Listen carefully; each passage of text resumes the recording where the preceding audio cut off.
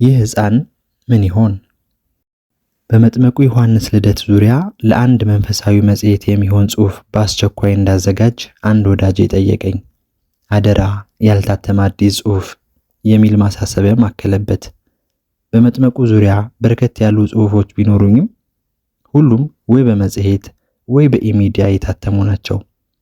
አዲስ ጽሑፍ ለመጻፍ ደግሞ የነበርኩበት ውጥረትና ጻፍ የሚለኝ ውስጣዊ ግፊት ስላጣሁ ልጽፍ ዮሐንስ የሚል የጽሑፍ ፋይል ከፍቼ ጀምሬ መንፈሳዊ ነገር በትግል አይሆንምና ተውኩት። በዓሉም ካለፈ ወዳጄም ካኮረፈ በኋላ ግን ዮሐንስ ብቻ ብዬ የተውኩትን ፋይል ዛሬ ስከፍተው አንድ ነገር ትዝ ብሎኝ ተደመምኩ። ስለ ዮሐንስ ለመጀመሪያ ጊዜ የጻፈለት ማን ነው? የመጥምቁ ዮሐንስ ነገር በአራቱም ወንጌላውያን ተብራርቶ ሳይጻፍ በፊት፣ በገድለ ዮሐንስ መጥምቅ ሳይዘረዘር በፊት፣ ማህሌት ሳይቆምለት፣ ቅኔ ሳይዘረፍለት በፊት ስለ ዮሐንስ ለመጀመሪያ ጊዜ መጻፍ የተጀመረው መቼ ነበር? ስለ መጥምቁ ብዕሩን ያነሳው የመጀመሪያው ጸሐፊስ ማን ነበር? ምን ብሎስ ነበር ስለ እርሱ የጻፈው የሚለውን አስታወስኩ።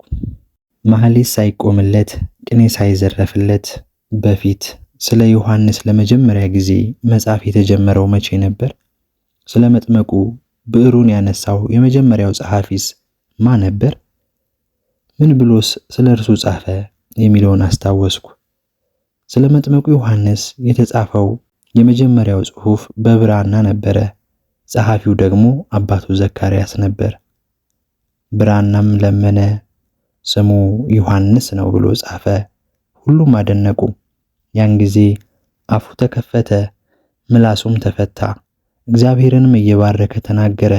ለጎረቤቶቻቸውም ሁሉ ፍርሃት ሆነ። ይህም ሁሉ ነገር በይሁዳ ተራራማው አገር ሁሉ ተወራ። የሰሙትም ሁሉ እንኪያ ይህ ሕፃን ምን ይሆን እያሉ በልባቸው አኖሩት። ጎረቤቶቹ ይህ ሕፃን ምን ይሆን አሉ። እውነታቸውን ነው። ገና በተወለደ በ8 ቀኑ ገድሉ በብራና መጻፍ የጀመረው ሕፃን እንደምን ያለ ነው? አፉን ሳይፈታ በእግሩ ማሄድ ሳይጀምር ብራና የሚለመንለት ሕፃን እንደምን ያለ ነው?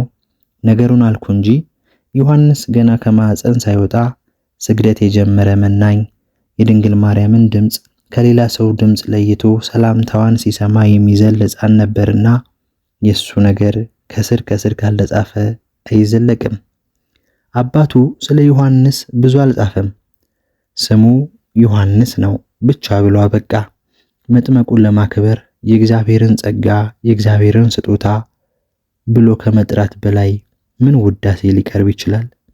እርሱ ዮሐንስ ነው። ዘካርያስ የልጁን ስም በብራና ላይ ሲጽፍ የተዘጋ አፉ ተከፈተ፣ ምላሱ ተፈታ። ስሙን ብቻ ጽፎ የተዘጋ አፉ ከተከፈተ ጨምሮ ቢጽፍ ምን ይከፈትለት ይሆን? የሚጮህ ሰው ድምፅ ነኝ ያለው ዮሐንስ ስሙ በመጻፉ ብቻ ለአባቱ ድምፅ ሰጠው።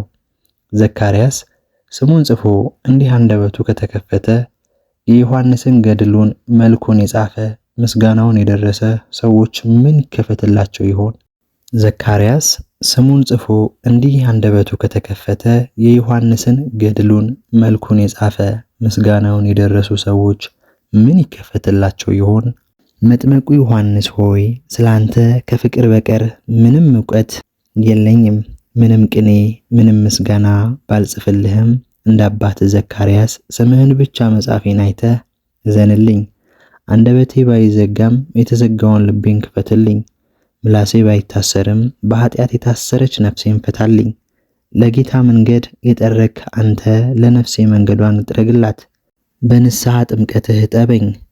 ግራና ቀኝ እንዳላይ እንሆ ብለህ ኃጢአትን ወደሚያስወግደው ወደ እግዚአብሔር በግ አመልክተኝ።